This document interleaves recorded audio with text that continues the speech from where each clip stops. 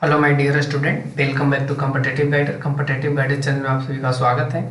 आज की इस वीडियो में हम लोग देखने वाले हैं चैप्टर नंबर 4 भारती भवन बुक केमिस्ट्री का, जिसका नाम है परमाणु संरचना। और भी चैप्टर 1 से लेकर 3 तक के आपको आई बटन पे लिंक मिल जाएगा, आप वहां से देख सकते हैं। आज के इस वीडियो में इस चैप्टर का हम लोग जो प्रश्न उत्तर देखने वाले हैं वो प्रश्न उत्तर हम लोग देखेंगे अति लघुत्तरीय प्रश्न का। इसके आगे वाले वीडियो में हम लोग बात करेंगे लघुत्तरीय प्रश्न, और इसके बाद वाले वीडियो में हम लोग बात करेंगे दीर्घ उत्तरीय प्रश्न। इसका पीडीएफ भी आपको डिस्क्रिप्शन में दिया हुआ रहेगा, आप उसको भी इसको डाउनलोड करके आप इसको अच्छे से यानी इस चैप्टर को आप अच्छे से आंसर राइटिंग कर सकते हैं। चलते हैं तो फटाफट से क्वेश्चन की तरफ। क्वेश्चन इस प्रकार से, क्वेश्चन नंबर फर्स्ट में आपसे पूछा गया है कि परमाणु के मौलिक कण के नाम बताएं।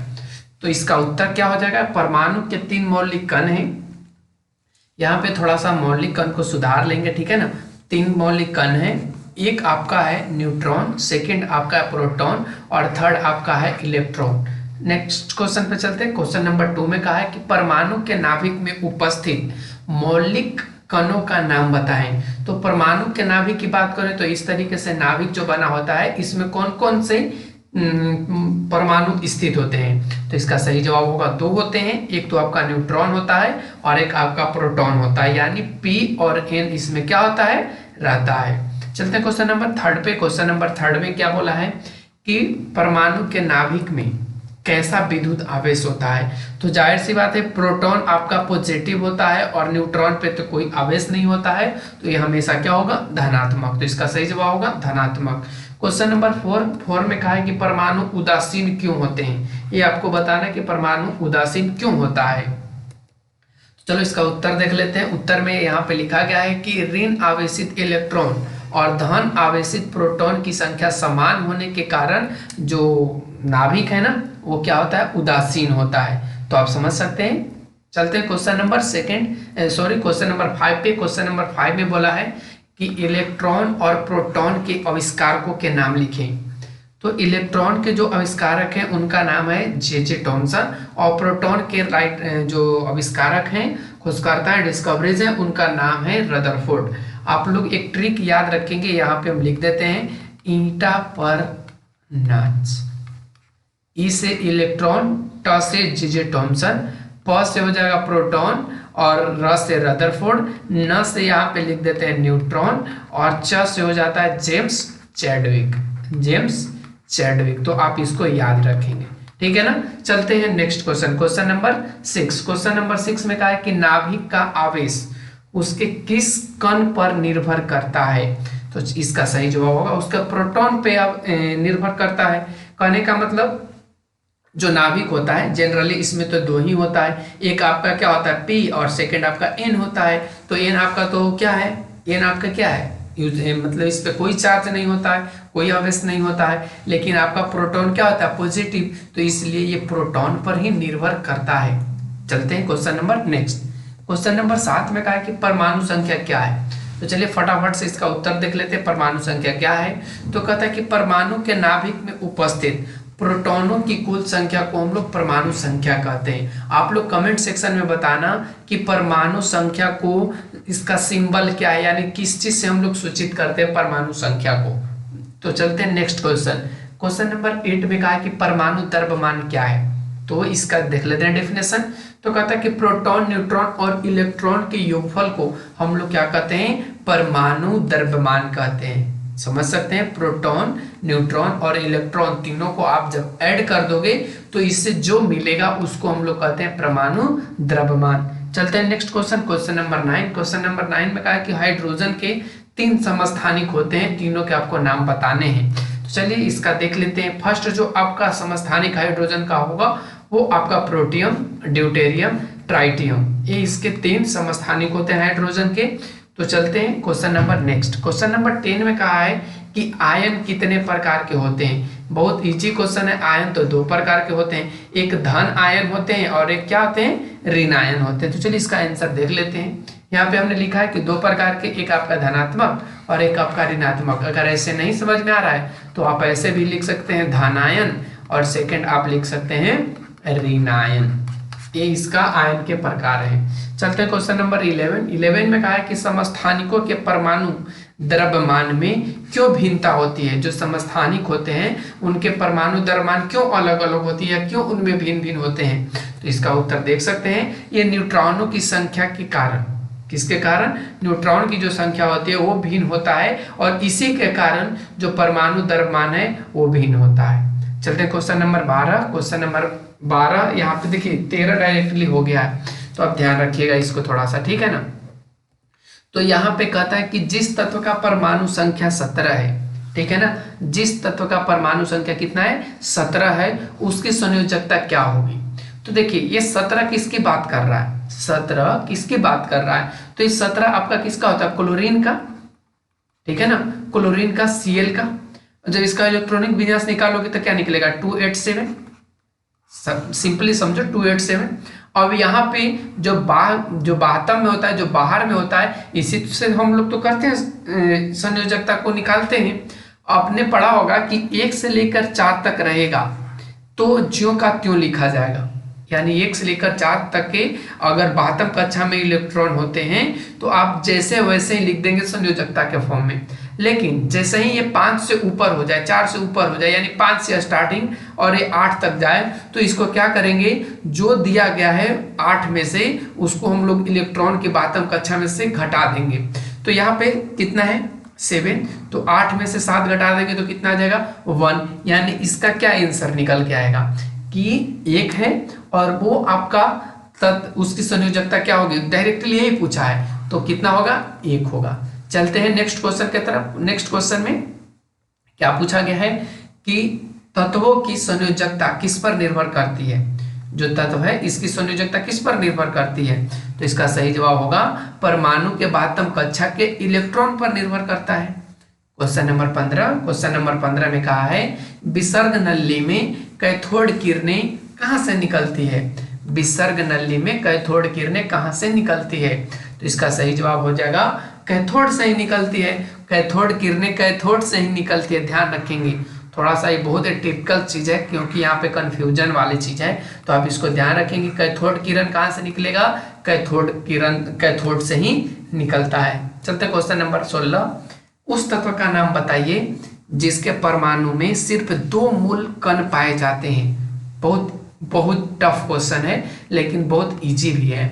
कहता है कि वो कौन सा तत्व है जिसके परमाणु में सिर्फ 2 मूल कण ही पाए जाते हैं। तो ये आपका कौन सा हो जाएगा? हाइड्रोजन, ठीक है ना। इसमें सिर्फ 2 मूल कण ही पाए जाते हैं, 1 और 1, ध्यान रखेंगे। चलते हैं नेक्स्ट क्वेश्चन। Question number 17। किसी परमाणु में 13 प्रोटॉन है, इसकी परमाणु संख्या क्या होगी? देखो प्रोटॉन दिया है, प्रोटॉन कहने का मतलब आप समझ सकते हैं, प्रोटॉन कहने का मतलब परमाणु, ठीक है ना। परमाणु क्या? परमाणु संख्या, और परमाणु संख्या को Z से सूचित करते हैं, और जो प्रोटॉन की संख्या होती है वही परमाणु संख्या होती है। तो इसलिए प्रोटॉन की संख्या कितना हो जाएगा? 13। प्रोटॉन 13 तो परमाणु संख्या भी 13। क्वेश्चन नंबर 18 में कहा है कि परमाणु संख्या 13 वाले तत्वों का इलेक्ट्रॉनिक विन्यास लिखें। तो देखिए यहाँ पे परमाणु संख्या 13 वाला कहा है, तो इसको हम लोग पहला सेल, जिसको हम लोग बात करें KLMN, इस तरीके से पढ़ा है। आपने पढ़ा होगा कि K सेल में ज्यादा से ज्यादा 2, L में 8, फिर उसके बाद नेक्स्ट भरेगा, तो 8 को पूरा करके तो 2 8 10 और 5 और, तो ये किस में चला जाएगा? M सेल में। लेकिन यहाँ पे सिर्फ इलेक्ट्रॉनिक विन्यास लिखना है, तो 2 8 5 हो जाएगा।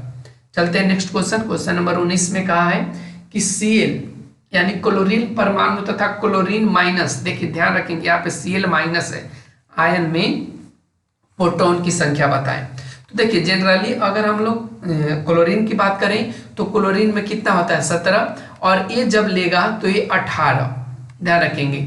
Cl माइनस का मतलब क्या होगा? 18। लेकिन यहाँ पे जो ये 18 होगा तो इसमें एक इलेक्ट्रॉन बाहर आएगा, न कि प्रोटॉन। ये बाहर से इलेक्ट्रॉन साझा करता है, Cl माइनस का मतलब, ठीक है ना। तो इलेक्ट्रॉन, तो प्रोटॉन, जो प्रोटॉन था वो जो का त्यों है, तो इसका सही जवाब क्या हो जाएगा? 17।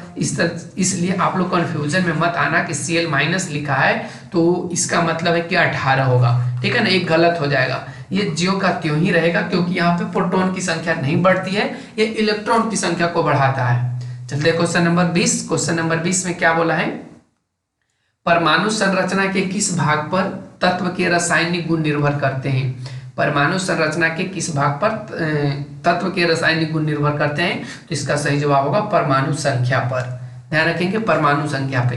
क्वेश्चन नंबर 21 में क्या कहा है, संकेत 14n।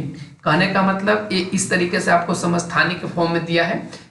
आपको पता होगा कि ऊपर वाले को क्या बोलते हैं और नीचे वाले को क्या बोलते हैं। मैं परमाणु संख्या और द्रव्यमान संख्या बताएं, तो यहाँ पे परमाणु संख्या कितना हो जाएगा 7, क्योंकि हमने पढ़ा रखा है कि जो नीचे वाला होता है उसको हम लोग परमाणु संख्या कहते हैं और जो ऊपर वाला होता है उसको हम लोग द्रव्यमान संख्या कहते हैं। तो ये चीज आपको पता ही होने चाहिए। कोई भी तत्व का ऊपर से इस फॉर्म में दिया गया है तो आप समझ सकते हैं कि ऊपर वाला क्या है, द्रव्यमान, और नीचे वाला है उसका संक्रमण। चलते हैं क्वेश्चन नंबर 22 में कहा है कि हाइड्रोजन परमाणु के नाभिक में क्या होते हैं। तो हाइड्रोजन परमाणु के नाभिक में केवल और केवल एक प्रोटॉन होते हैं, एक पी होते हैं, ठीक है ना। चलते हैं question number next. Question number 23 में कहा है किसी कण में द्रव्यमान होता है, किसी कण में द्रव्यमान होता है परंतु आवेश नहीं होता। वो कौन सा कण है जिसमें द्रव्यमान तो होता है लेकिन आवेश चार्ज नहीं होता है। तो ये आपका न्यूट्रॉन होता है। इसमें द्रव्यमान तो, इसका भार तो होता है लेकिन इसमें कोई चार्ज नहीं होता है, ये आवेशहीन होता है। तो आप लोग जरा कमेंट सेक्शन में बताएंगे कि न्यूट्रॉन का एक न्यूट्रॉन बराबर कितना वेट होता है या एक न्यूट्रॉन बराबर कितना होता है। तो आप लोग जरा कमेंट सेक्शन में जरूर बताना। चलते क्वेश्चन नंबर 24 पे। 24 में कहा है कि अल्फा कण क्या होते हैं, अल्फा कण क्या होते हैं। तो इसका उत्तर क्या हो जाएगा कि अल्फा कण हीलियम के नाभिक होते हैं। जो अल्फा कण होते हैं वो हीलियम के क्या होते हैं, नाभिक होते हैं। चलते क्वेश्चन नंबर 25। क्वेश्चन नंबर 25 में बोला है कि किसी तत्व के परमाणु के नाभिक में, किसी तत्व के परमाणु के नाभिक में 3 प्रोटॉन तथा 4 न्यूट्रॉन है। अच्छे से समझना, कहा है कि कोई भी परमाणु जेकर नाभिक में कितने हैं, 3 प्रोटॉन और 4 न्यूट्रॉन। मतलब इस तरीके से बना हुआ है तो इसमें 3 आपका पी है और 4 आपका एन दिया है। कहता है कि उस तत्व की द्रव्यमान संख्या क्या होगी। तो जाहिर सी बात है कि जो द्रव्यमान संख्या होता है वो प्रोटॉनों की संख्या प्लस न्यूट्रॉनों की संख्या होता है, यानी A बराबर P प्लस N, यानी द्रव्यमान संख्या इक्वल टू 7। ठीक है ना। चलते हैं क्वेश्चन नंबर 26 पे। 26 में कहा है कि एल कक्षा में कितने इलेक्ट्रॉन उपस्थित हो सकते हैं। तो आप याद रखेंगे K, L, M इस तरीके से, और पहला सेल है तो 2n आप स्क्वायर पढ़े होंगे, तो यहाँ पे 2n स्क्वायर हो जाएगा। तो पहला 2n स्क्वायर कहने का मतलब 2 गुना पहला सेल के लिए 1 और दूसरा का के लिए 2 × 2, यानी कितना हो जाएगा 2 दूनी 4 दूना 8, यानी कितने इलेक्ट्रॉन उपस्थित हो सकते हैं, तो 8। ठीक है ना। चलते क्वेश्चन नंबर 27। क्वेश्चन नंबर 27 में यहाँ से आपसे पूछ लिया है, बताना है क्वेश्चन नंबर 27 में कि सोडियम तथा क्लोरीन के इलेक्ट्रॉनिक विन्यास क्या होंगे। तो सोडियम का आपको सबसे पहले परमाणु संख्या पता होना चाहिए और क्लोरीन का। तो यहाँ पे हम लोग सोडियम की बात कर लें तो कितना होता है, सोडियम का यहाँ पे 11 होता है। कितना होता है, 11 होता है। अगर क्लोरीन की बात करें तो क्लोरीन का 17 होता है। तो आप यहाँ से देख सकते हैं दोनों का इलेक्ट्रॉनिक विन्यास किस फॉर्म में आप निकाल सकते हो। ठीक है। तो यहाँ पे 281 और एक कितना लिखोगे 287, 287 क्लोरीन का और सोडियम का 281। चलते हैं question number next. Question number 28 में कहा है कि क्लोरीन में प्रोटॉन की संख्या कितनी होती है। तो अभी हमने आपको बताया कि जो प्रोटॉन होता है वही आपका क्या होता है, परमाणु संख्या होता है। ठीक है ना। तो क्लोरीन का जो परमाणु संख्या होता है वो 17 होता है, तो इसमें प्रोटॉनों की संख्या भी कितनी हो जाएगी, 17। क्वेश्चन नंबर 29 बात करें तो 29 में कहा है कि क्लोरीन की परमाणु संख्या 17 है, इसकी तत्व की संयोजकता क्या होगी। तो सबसे पहले क्लोरीन का हम लोग क्या निकालेंगे, इलेक्ट्रॉनिक विन्यास, तो 287। अब यहाँ पे क्या देख रहे हैं कि ये जो 72 कक्षा में इलेक्ट्रॉन की संख्या वो 7 है, तो इसको क्या कर लेंगे, 8 में से 7 घटा लेंगे, यानी कितना बच जाएगा 1। तो इसकी परमाणु इसकी संयोजकता कितनी हो जाएगी 1। तो यहाँ पे हमने 1 लिख दिया है। चलते क्वेश्चन नंबर 30 पे। क्वेश्चन नंबर 30 में कहा है कि यदि तत्व का Z बराबर 3 हो, कोई भी तत्व दिया है उसको Z बराबर 3 दिया है, तत्व की संयोजकता क्या होगी, यानी बताना है कि Z बराबर 3 दिया गया है तो उसकी संयोजकता क्या होगी और उस तत्व का नाम लिखिए। तो सिंपल सी बात है कि Z बराबर 3 यानी कहने का मतलब परमाणु संख्या बराबर 3 है, ठीक है ना। तो परमाणु संख्या जब 3 है तो 3 परमाणु संख्या किसकी होती है, तो ये लिथियम का होता है, ठीक है ना, लिथियम का होता है। अब यहाँ पे 3 कह रहा है तो पहले हम लोग अष्टक पूरा करेंगे, इलेक्ट्रॉनिक विन्यास निकालेंगे। तो इलेक्ट्रॉनिक विन्यास कैसे निकलेगा, 2 1, यानी इसके बातम कक्षा में कितने इलेक्ट्रॉन, 1, तो इसकी संयोजकता भी कितनी हो जाएगी, 1। तो यहाँ पे देख सकते हैं 1 और 1 कौन सा तत्व होगा, लिथियम होगा। चलते क्वेश्चन नंबर 31 पे। 31 में कहा है कि अगर किसी परमाणु का K तथा L कक्षा भरा है तो उस परमाणु में इलेक्ट्रॉन की संख्या क्या होगी। बहुत इजी क्वेश्चन है। देखो K भी भर गया है और L भी भरा है। K में K पहली कक्षा है यानी 2n², यानी 2 गुना 1 = 2, और L स्क्वायर, L कहने का मतलब K के बाद L, तो 2 × 2 के स्क्वायर यानी कितना हो जाएगा 8। तो कहता है कि इसके बातम कक्षा में तो उस परमाणु में इलेक्ट्रॉन की संख्या क्या होगी। और कुल टोटल कितने हो रहे हैं, दोनों को ऐड करने के बाद 10 हो रहा है या नहीं। तो इलेक्ट्रॉन पूछा, तो जो इलेक्ट्रॉन होता है वो किसके बराबर होता है, इलेक्ट्रॉन किसके बराबर होता है, तो यहाँ पे देख सकते हैं वो प्रोटॉन के बराबर, परमाणु संख्या के बराबर। तो इस तरीके से यहाँ पे 10, और एक कौन सा तत्व होगा, तो ये आपको पता होना चाहिए, नियॉन। चलते क्वेश्चन नंबर 32 में कहता है, क्वेश्चन नंबर 32 को अच्छे से देखिए, और कहता है कि यदि निम्नलिखित में से समस्थानिक और समभारिक की पहचान करें। बहुत इजी है, जो नीचे दिया गया उसमें से आपको देखना है कि कौन समस्थानिक है और कौन समभारिक है। तो यहाँ पे आप देख सकते हैं ये आपका दिया गया है 14 6 और C, ठीक है ना, यानी कार्बन का 14 और C। अभी हमने आपको बताया था कि ऊपर वाला क्या होता है, द्रव्यमान संख्या, और नीचे वाला क्या होता है, परमाणु संख्या। तो आपने पढ़ा होगा कि जिस समस्थानिक किसको कहेंगे और समभारिक किसको कहेंगे, यानी जिस देखो इनमें दोनों ऊपर बराबर है और इसमें देखो इसमें दोनों नीचे बराबर है। तो आप इजीली इसको दे सकते हैं, जवाब दे सकते हैं कि जिसमें द्रव्यमान संख्या क्या हो, बराबर हो, तो उसको हम लोग क्या कहते हैं, उसको जो हम लोग बोलते हैं वो क्या बोलते हैं, समभारिक, और जिसमें क्रमांक संख्या बराबर हो उसको हम लोग बोलते हैं समस्थानिक। तो यहाँ से इसका आंसर इजिली कर सकोगे। चलते question number next, question number 33 में कहा है कि हीलियम का द्रव्यमान कितना है, 4u है, ठीक है ना। हीलियम का जो द्रव्यमान है वो 4u है। इसके परमाणु में 2 प्रोटॉन है, इसके परमाणु कितने प्रोटॉन है, 2 प्रोटॉन है। तो न्यूट्रॉन की संख्या क्या होगी, तो जाहिर सी बात है जो प्रोटॉन होता है उसमें से आप घटा दो परमाणु द्रव्यमान में से, तो कितना जाएगा 2, तो ये कितना जाएगा 2 आपका न्यूट्रॉन, ठीक है ना, 2 न्यूट्रॉन। तो इसका सही जवाब होगा 2। इस तरीके से हमने यहाँ पे देख लिया, और ये यहाँ पे आज का सीरीज समाप्त होता है। 33 हमने क्वेश्चंस कर लिया जो आपके अति लघुतरीय प्रश्न में दिया गया था। अब हम लोग अगले वीडियो में लघुतरीय प्रश्न को देखेंगे। तो आप सभी इस वीडियो को देखने के लिए चैनल पे बने रहो और चैनल को सब्सक्राइब कर लो। इसी तरह का कंटेंट आपको समय समय पे मिलते रहेगा। Thanks for watching, take care, bye bye.